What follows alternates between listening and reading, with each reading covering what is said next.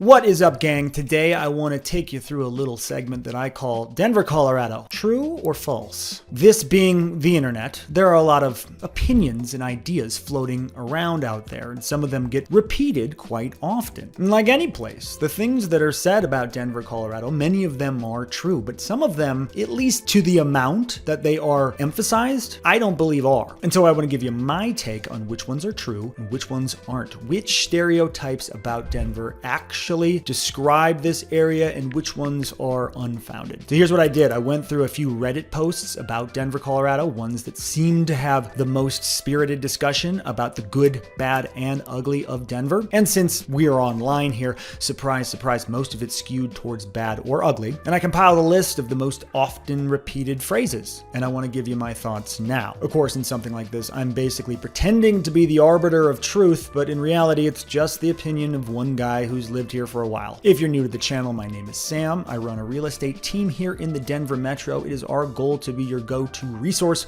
for anything real estate in or around Denver. If that is you, or if you just like to talk, please do reach out. We got a link how to do it in the description. So I'm going to try not to drone on, which is always a struggle for me, but I will do my best here for you. So we're just going to start going down this list in rapid-ish fire format. Let's go. First, this is one I see a lot more and more recently. Living to the west of I-25 is the only way to go. If you know anything about Denver, you know I-25 is a north-south freeway that runs through town, really through the metro, and the west side of that is the side closer to the mountains. A lot of people move here to be close to the mountains, so it stands to reason that being closer to the mountains would be better. And I've actually worked with a lot of buyers who, at least at the beginning, this is one of their criterion. We want to be on the west side of town to be closer to the mountains. Well, in general, I'm going to say to this one, false. You may have guessed that, but here's why. There's some great neighborhoods and suburbs on the west side of town. So if you want to live in one of them, yeah, that's a great option for you, especially with the added bonus that it's closer to the mountains. So if you're in Southwest Littleton, let's say, or Golden or something like that, where you're really on the doorstep to the foothills, that is a major impact. That matters. That means you can get to trails 5-10 minutes or less out your doorstep. That does have a direct effect on your quality of life. So if you're someone who wants that access to those trails, yes, that is the way to go. But if we're just talking about, let's say, more central, western suburbs and neighborhoods, if we're to live in Sloan's Lake or Edgewater or something like that that's on the west side of town, but more central, very fine neighborhoods on their own, but in terms of proximity to the mountains, you're still going to have to get in the car and drive a good ways. And there are plenty of other great Denver neighborhoods on the east side of I-25, but not that far away, maybe 10 minutes from a Sloan's Lake. So Congress Park, Park Hill, take your pick, maybe more than 10 minutes, depending on where you are. My point is, in either of these places, you're going to have to get on a highway to get to the mountains. And sometimes the difference in the drive, depending on your access to the highway and a few other things, might just be 5 minutes. So if we're driving 30 minutes to the mountains or 35 minutes to the mountains, does that really affect your experience that much? I say no. So I'm not saying stay away from these neighborhoods, but I'm saying there are great places on the east side of 25, both Denver neighborhoods and suburbs, that are just as good or better. A lot of the time, if someone has a family, they're looking at schools, and some of these eastern neighborhoods have a better neighborhood school or better schools very close to them. There's tons of criteria, right? That's just one of them. But the point being, don't rule out some other things if you're just worried about proximity to the mountains, because you may be able to get there just about as quickly, and you may end up in a better living situation for all those times you're not going to the mountains. Next one, Denver is unsafe. Overall, again, yes, you may have guessed it, I'm gonna say false. In that, we've gone through this a bunch on this channel. Yes, there are problems with crime in certain areas. I think that is true of any metro area of this size or bigger. It's been publicized a lot recently to a point that I believe it's being overblown and that the perception does not match the reality.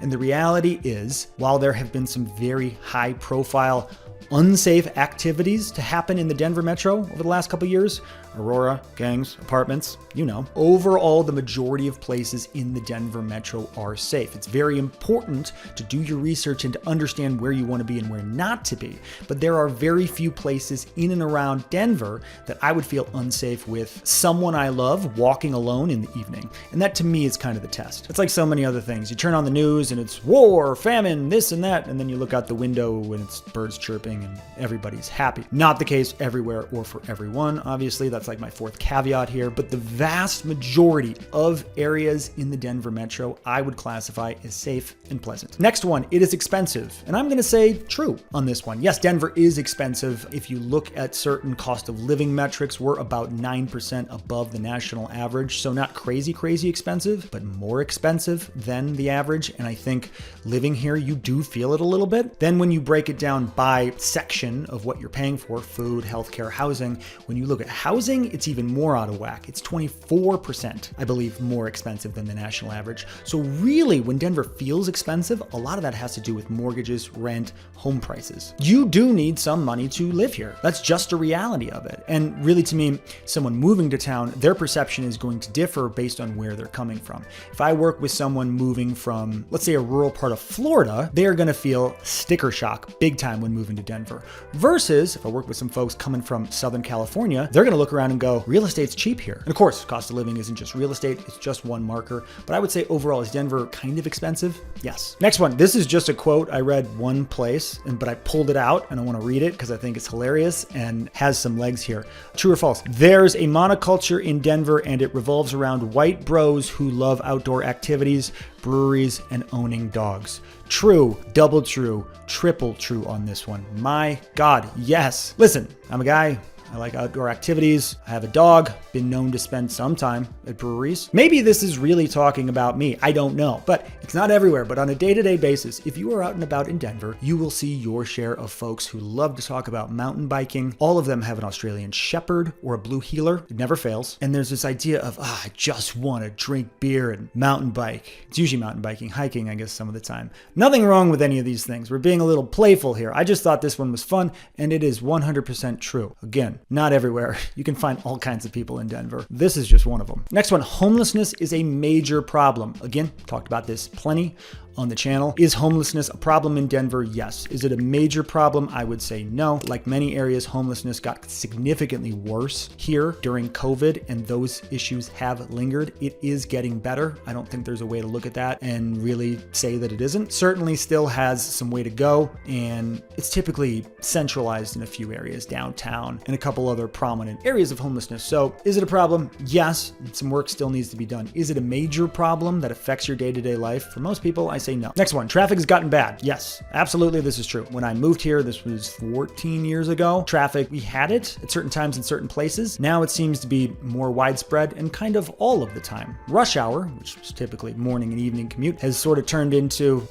just kind of anytime you go anywhere on a weekday. It's not as bad as some areas. The worst traffic areas in America, we don't hold a candle to them. But I will say, I was just in San Diego for a couple days and I expected to be in gridlock, and traffic seemed to be more free-flowing there in many times than it does here in Denver. Maybe it's just where I was, maybe it's where I wasn't, but nonetheless, made an impact on me. Next one, public transit is bad. Yeah, I'd say true. This is probably true. In that there are caveats to this too. The light rail from downtown to the airport, I think is great. The light rail that runs the north-south corridor of Denver, I think is very, very functional, works very well. The bus system seems to be fine. Overall though, public transport serving the metro at scale doesn't do a very good job of it. We're just not there. We don't have the infrastructure. It's America, and this is an American city in that it is a car culture. Next one, the food sucks. Any sort of Denver food blog or Reddit or Facebook group you'll be in, you will find people consistently saying the food's terrible here, and they will inevitably say, oh, it's terrible here, and it's so much better, insert place that I'm from, be that Chicago or Louisiana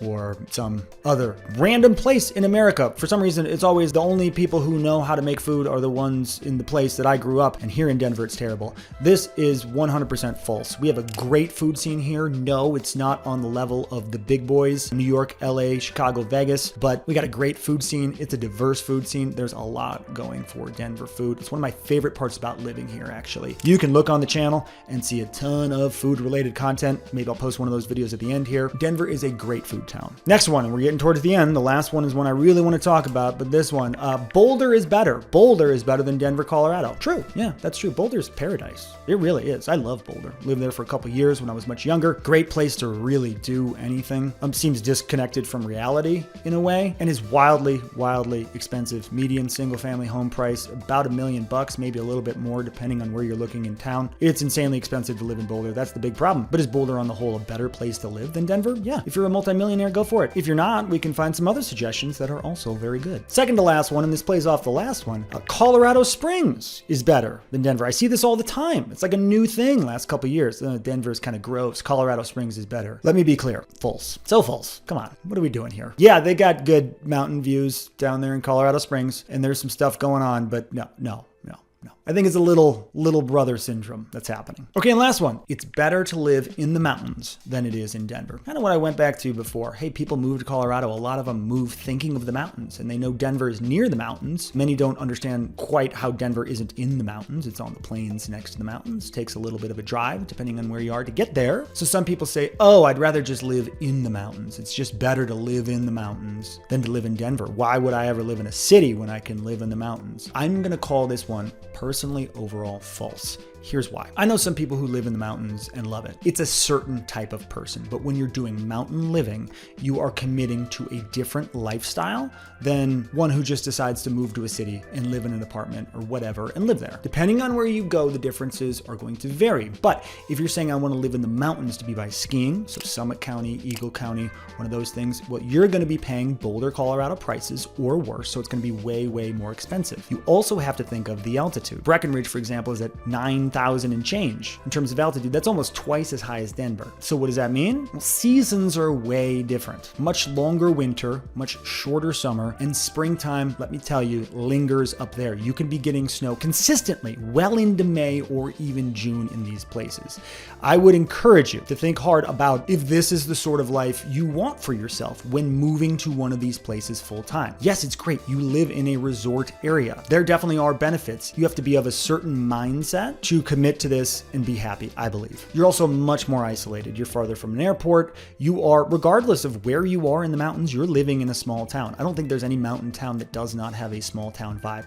And that's going to feel different from a city or even a metro area. For some people, great. For others, it's going to feel very isolating. And if you're not all the way to Breckenridge, all the way to Summit County, if you just want to live in the foothills, that's a great option too. It's kind of an in-between. Evergreen, Conifer, out to Bailey, because you're much closer to the metro. You can get there in an easy drive. You're closer to the airport. But again, it is a different lifestyle. It's more isolated and it's more work because you're probably, not everywhere, but probably going to have more area to maintain. And you're not, for the most part, going to be on city water and city sewer. You are on well and septic, and that comes with a new set of considerations. Again, there's a certain type of person that this is perfect for. It's not everybody. If there's anything that my team and I can do for you, please reach out. We absolutely love it when that happens from YouTube. Let me throw one of those food videos on here. If you want to watch that and learn about the Denver dining scene or just watch me go eat steak a bunch of places, here it is. Otherwise, love you.